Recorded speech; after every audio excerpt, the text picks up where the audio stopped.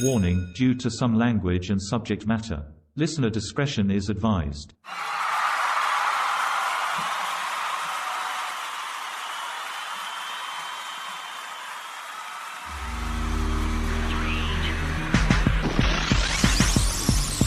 During my second year of college, I saw a band that absolutely changed my life.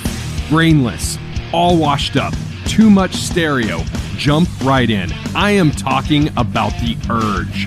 This St. Louis-based band was the epitome of high-energy entertainment and something I tried to emulate for years to come. It's not every day that you get to interview one of your idols. Joining me on the podcast today is a lead singer, a bodybuilding competitor, and an entrepreneur. He is the proud owner and operator of Steve's Hot Dogs in St. Louis. I couldn't be more excited to have Steve Ewing joining me on the show today. It's getting hectic. It's getting crazy. Ladies and gentlemen, this is Caught on the Mic. Steve Ewing of The Urge, the Steve Ewing Band, Steve's Hot Dogs, and bodybuilder, as well as dad. How the hell are you, man? I'm doing really well, man. Thanks for having me on. Oh, man, it's my pleasure. I was just saying to you before we pressed record, you have 1,000,001 things going on right now. Yeah, there's a lot.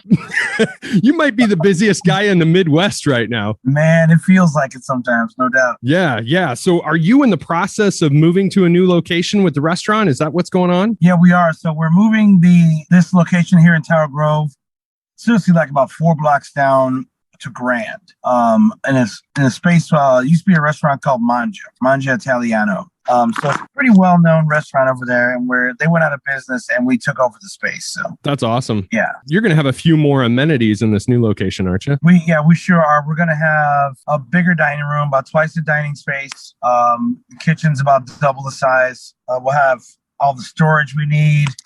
There's a small little public park next to the shop that we have access to that we can use for outdoor concerts, movie nights, and things like that. So yeah, we got a lot of things we can do there. Again, thank you for doing the podcast. I got to tell you, I have been a fan of yours since the mid 90s. We're not going to talk about how long ago that was, because that hurts. Nostalgia hurts my heart more than anything else these days. Yeah, that was a while ago. Yeah. Let's kind of go back to that without reciting the years, and let's talk about how you got involved as a musician, a performer, and kind of fell into the urge. So being in a band is something I always wanted to do. Grew up on a lot of jazz, a lot of just stacks and stacks of records in my parents' house, and just my cousin played in a band, and always wanted to do that. And in high school, there was a good 4 or 5 bands in high school. Like my high school friends were in bands. I'm like, man, that's what I want to do. Met the Urge guys. Were already a band. They're a couple, 2 or 3 years older than me. Same high school. Used to walk past their house and we used to hear them practicing. And so they needed a singer. And I ended up jumping in and becoming the singer of the Urge. I was like 17. That was 87. And right out of high school, we just kept playing little bars, playing little parties. And then when we all graduated, I was the last one to graduate. That's at the point where we made a decision where we really wanted to take this seriously and start, hitting the road a little bit and start, making some records. So 87 is when we officially started. How long did it take the Urge sound to kind of fall into place? Because you guys not only had a unique sound, but you had a live show that kind of correlated with that sound. So how long did that take to coalesce and come together? I think it took a good, the first independent record we put out was 88. And the first major record we put out was 94. And it took all that time for us to really find our sound. And now it's just from performing. And we got 2 new musicians that a lot of people didn't know we didn't have. We have not the full-on original band, but John Pizzoni and Jerry Jost joined the band. And that changed the sound right away. So pretty much right after they joined the band, we made Receiving the Gift of Flavor record, which really solidified our sound. That was that mix between ska, but heavy rock, metal, and funk and all that kind of really came together. Yeah, I remember I was a college student in Iowa. The first time I heard Brainless was, and I think you'll remember the radio station was 107.5 KKDM, because you guys headlined like 3 of the Dot Fests. Oh yeah, we did Dot Fest, and Dot Fest were crazy, man. Like insane. Yeah, because I remember going and seeing you guys. It was always the most amazing eclectic mix of bands. I would see you guys and a pre-signed Slipknot and Real Big Fish on the same bill. And I remember that in a bar in Des Moines. So it's just craziness. I totally remember that. Yeah. Slipknot used to travel with us as the opener for a long time. Yeah, I remember that. And their manager was also working at the radio station, I believe. Yep. So like she put the bill together with us, and then it was just crazy, the bands that we played with back in the day, and all those radio festivals were super cool, man. We got to meet pretty much everyone. It was different times back then. It's kind of weird to watch the evolution of the music industry at large, because at that time those bills were super, super diverse, and everybody was a fan of everything. Yep, that's true. That's very true. I think the thing about the Urge was the fact that you guys were so eclectic that you could fit with about anybody, and you had fans from each individual segment. You know, you had the metal fans, the ska fans, and my God, you guys put on such an amazing live show. It changed my life, and I got a fanboy just a moment, because I went on to play in bands for about 20 years after that, and you were the benchmark. I'm not gonna lie. Oh man, like anytime I'd go jump on that stage, it's like that energy had to be there. Yeah, and that's how we are. We don't know how to do it any other way.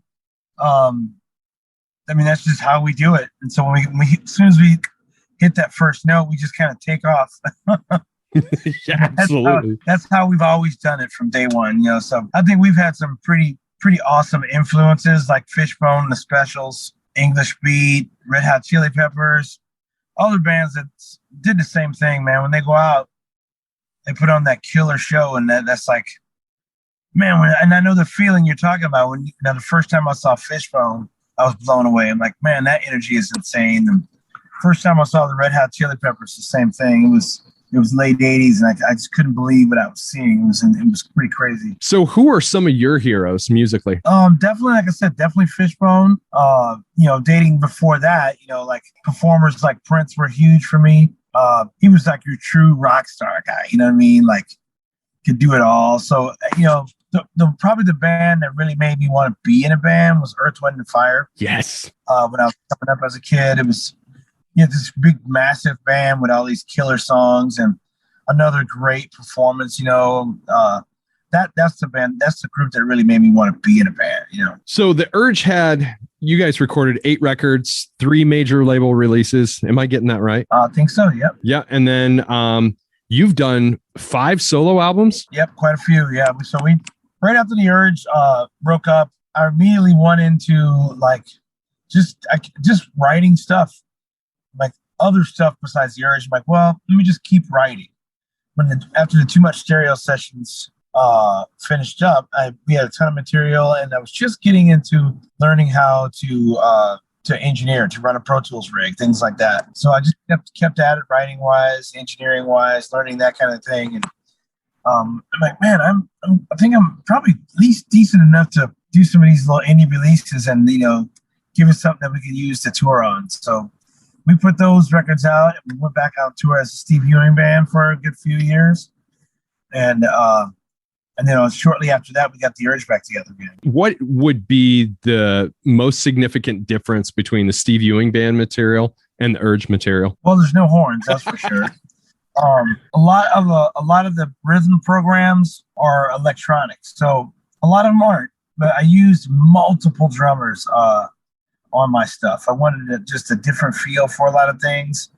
So we started really working with programming, using multiple musicians, just playing with a lot of different textures and things like that. So where the Urge, we have a very uniform sound. Like it's the six of us. We sound a certain way when we get together. And this is lots of different musicians. So you get just a lot of different textures. Just from my own experience, I know that whenever I was I wrapped up the last project I was in. I wasn't even listening to the style of music I was playing by the time that tenure ended. And I was Sure. It's just kind of, you want to olive branch out and try some different things and try some new things. So, oh yeah, naturally. Yep. You're still keeping active with it, I'm assuming. Yeah. So I'm still writing, and we're still actually writing very slowly with the urge.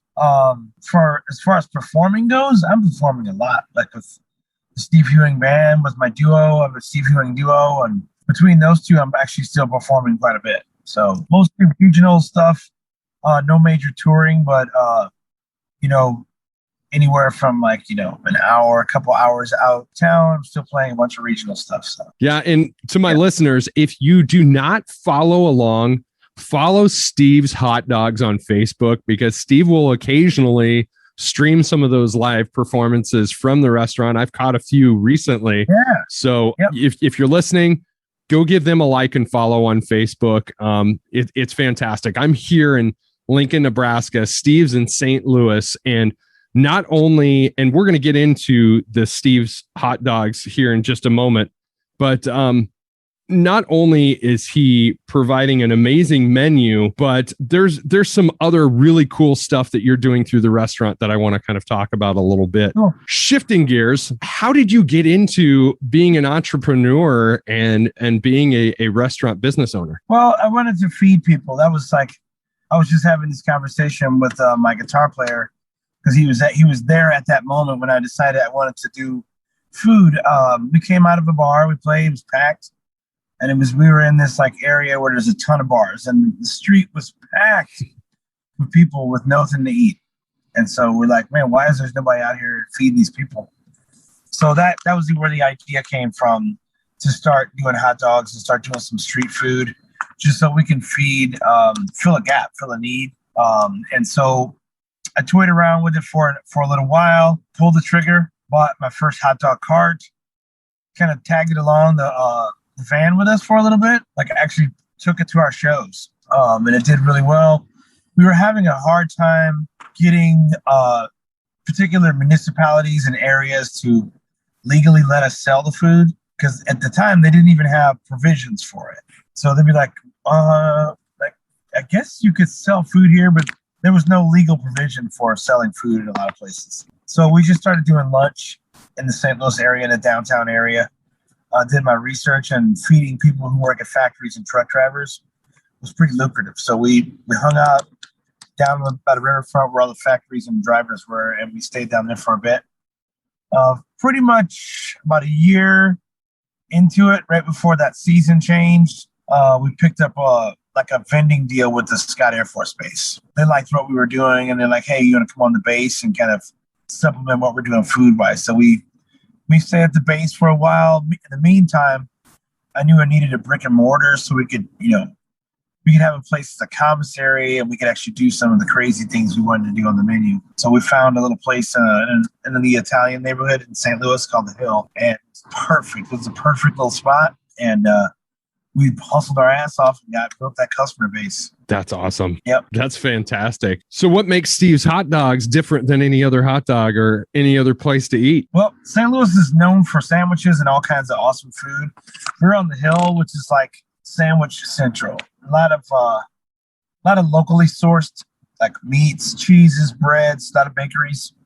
So I was like, man, the best sandwiches start with the best bread, start with the best meats, they start with the best cheeses, they start with the best ingredients from the bottom up. So we had a local bakery start making a special bread for us, which they still do. And we started getting meats from the neighborhood. The local purveyors started making meats for us. Our main hot dog is the Nathan's, but the sausages, some of the other meats we were using for the recipes come locally, and the cheeses were coming locally. So we started there, and we're like, okay, we got the base. Let's start building some other stuff on top. Let's make this crazy. Let's not treat this like just your typical hot dog. Let's treat this as a gourmet upscale sandwich, So we started just going crazy with it. That's awesome. The reason I and this is why I wanted to circle back, is one of the things I've noticed by following you is the altruism and philanthropy and overall selflessness that you have put forth and community involvement that you have put forth through your establishment is admirable, and it should be shouted from the mountaintop. You guys did a lot of community involvement in paying it forward during COVID-19. Oh, yeah. Let's talk a little bit about some of the lunches and some of the programs you did while you were at the peak of COVID, or we were all at the peak of COVID this last year. Yeah, so we have an organization called Feed the People, which we were already using to like help homeless and just folks who needed meals in the area. When the pandemic hit, it became just extremely obvious that there was going to be a need, like really quickly, to get food out into the area and to kids, to homeless, to people who lost their jobs. So we started doing it, and we started getting a little bit of support from other businesses and other organizations that wanted to help what we were doing. So it really kind of took off. And so it got to a point where we were feeding, 400 or 500 people a day, whether they were homeless or whether they were nurses and doctors dealing with the pandemic, or just people who just were in a tight spot.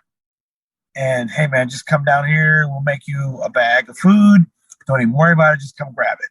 So that was kind of the thing. Just come get some food from us.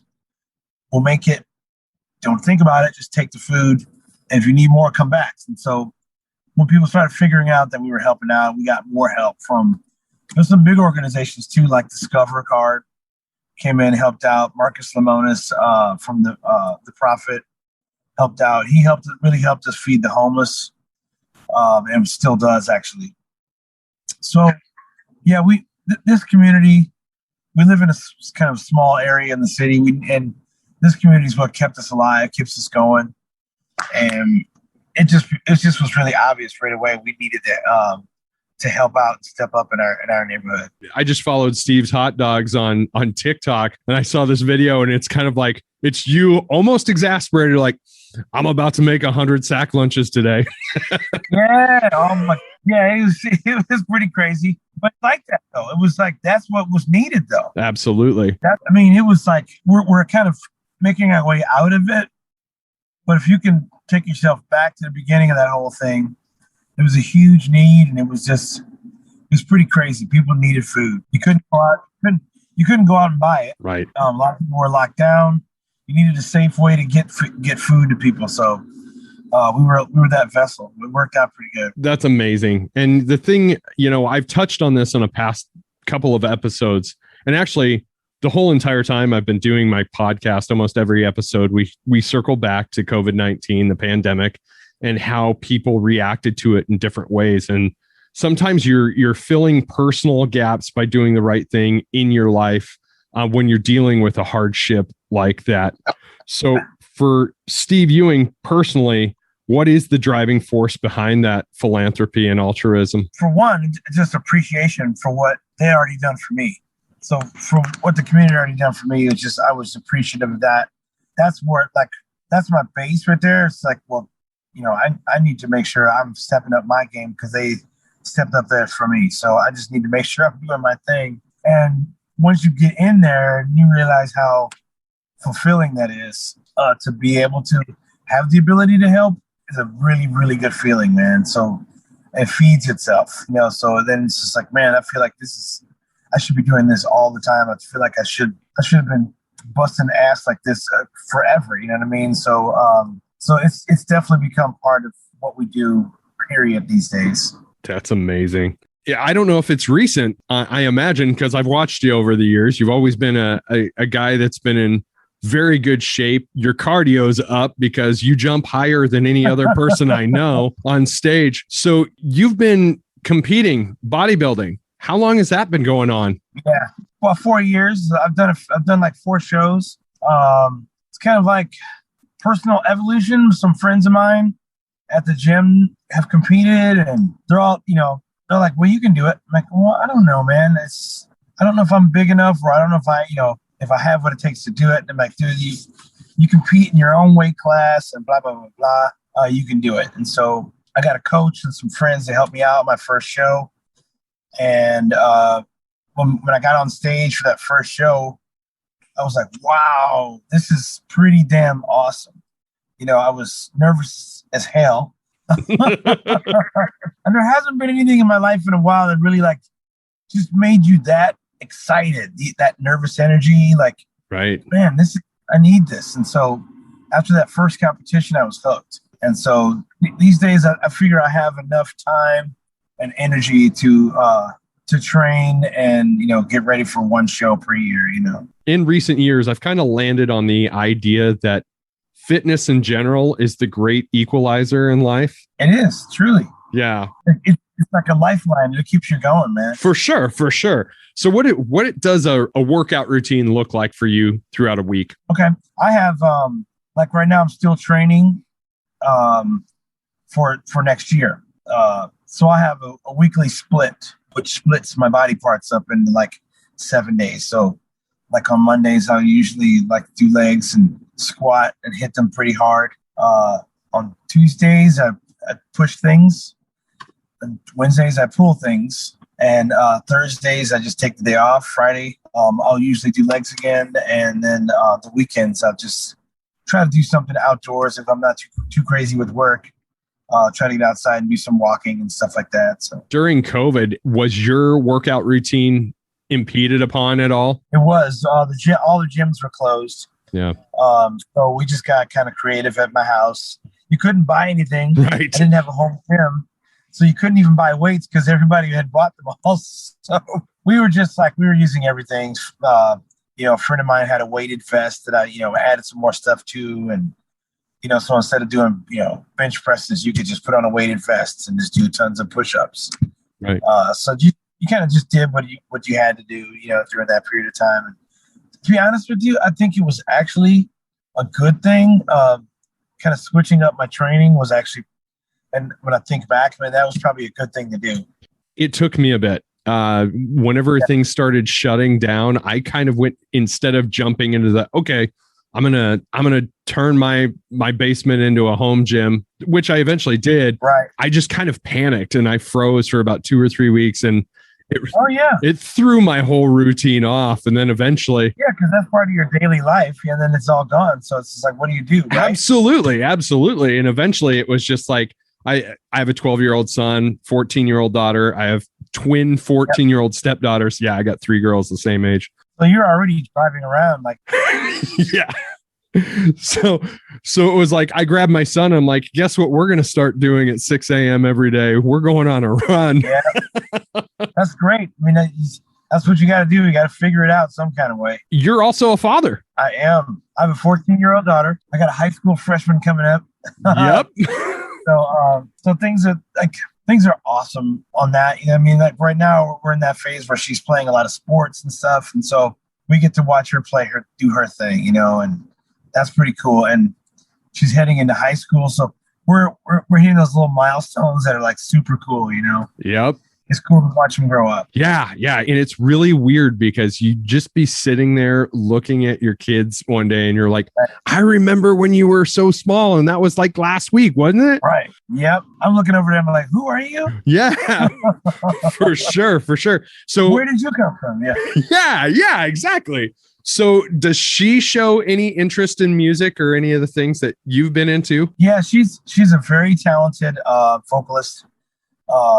Like I said, right now she's definitely into her sports and she's a great athlete. But she's talented, so she's got a great voice. So we're kind of like, if you feel like you want to get into music later on in life, that's fine. Yeah. Have fun with it. But right now, I don't see that she's pushing towards entertainment. Put it that way. But if it's at some point, if she decides that's what she wants to do, then we'll be here to help out and kind of guide her through it. Sure. What's her fandom of music like? Because I know it's different things for children of musicians than you would expect. Like, what is she into? Yeah. So she's into she's into like a lot of pop music. Like Willow's got a new thing out. I keep hearing and listening to that, right, which I actually kind of like. Right. Into Billie Eilish, she's totally into a lot of the new female singers. Yeah. So she's into that. She's starting to like slowly get into some indie rock, which is pretty cool. And you know how when we were young, we went through all kinds of little phases musically. Like there's all kinds of little phases we liked musically. So we're watching her do the same thing. Yeah, and that's really where I was getting to with that. Is if you're watching kind of some of the same phases that you've had in life, her have those same phases. Yep.